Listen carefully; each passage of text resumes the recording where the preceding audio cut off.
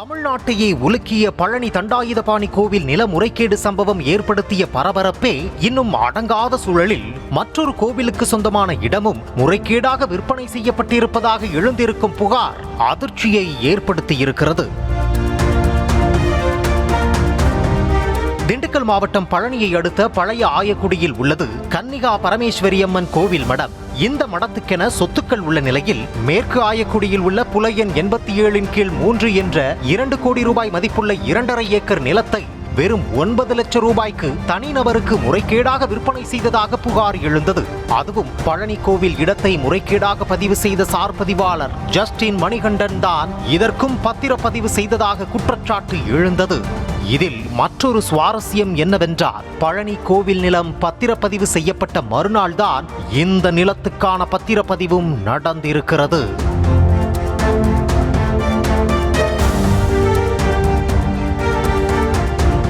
இந்நிலையில் இதில் திடீர் திருப்பமாக சம்பந்தப்பட்ட 87 கீழ் 3 என்ற புலையன் கொண்ட நிலம் மடத்துக்கு சொந்தமானது அல்ல என ஆதாரங்களுடன் விவரிக்கின்றனர் மட நிர்வாகிகள்.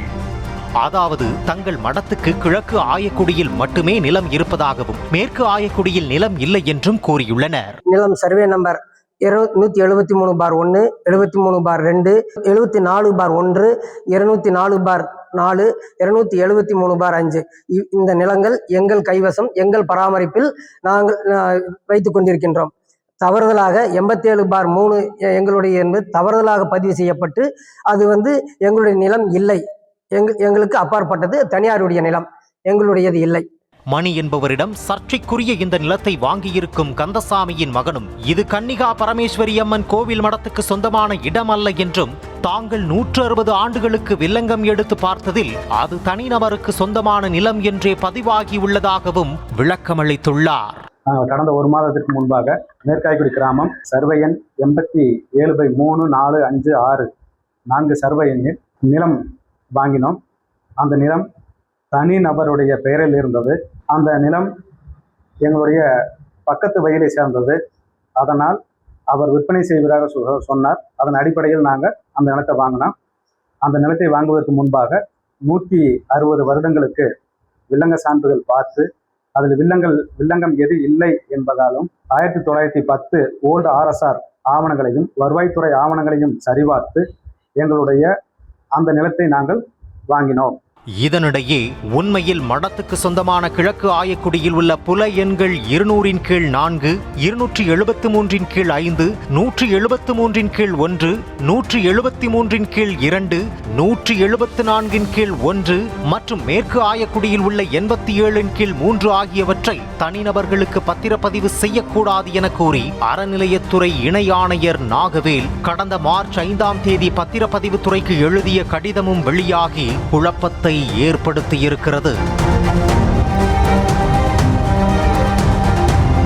உண்மையில் நிலம் யாருக்குத்தான் சொந்தம் என விசாரிப்பதற்காக அன்று கடிதம் எழுதிய இணை ஆணையர் நாகவேலை தொடர்பு கொண்டு கேட்டபோது நிலத்தை ஆய்வு செய்த பழனி சரக ஆய்வர் கொடுத்த ரிப்போர்ட்டின் அடிப்படையிலேயே கடிதம் எழுதியதாகவும் உண்மையில் இது அவர்களுக்கு சொந்தமான நிலம் இல்லை என்றால் நீதிமன்றத்தை அணுகி தீர்வு பெறலாம் என்றார்.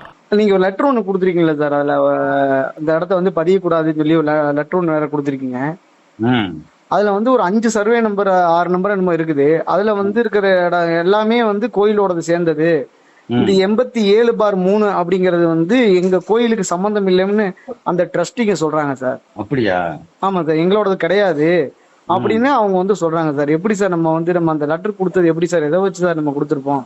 நான் இன்ஸ்பெக்டருடைய ரிப்போர்ட் வச்சு தான் கொடுத்துருப்பேன். சரிங்க சார், சரிங்க சார். அவங்க இல்லைன்னா கோர்ட்ல போட்டு வாங்கிக்கிற வேண்டியதான். இந்த சூழலில் கோவிலுக்கு சொந்தமான நிலத்தை குத்தகை எடுத்து பயன்படுத்தி வந்த நபர் அந்த நிலத்தை முறைகேடாக தமது பெயருக்கு மாற்றித்தரச் சொல்லி தொந்தரவு செய்து வந்ததாகவும் அதற்கு மறுப்பு தெரிவித்ததால் அறநிலையத்துறைக்கு தவறான தகவலை சொல்லி மடம் குறித்து அவதூறு பரப்பியதாகவும் கன்னிகா பரமேஸ்வரி அம்மன் கோவில் நிர்வாகிகள் கூறுகின்றனர். இதில் யார் சொல்வது உண்மை என்பதை பத்திரப்பதிவுத்துறையும் அறநிலையத்துறையும் தான் விளக்க வேண்டும்.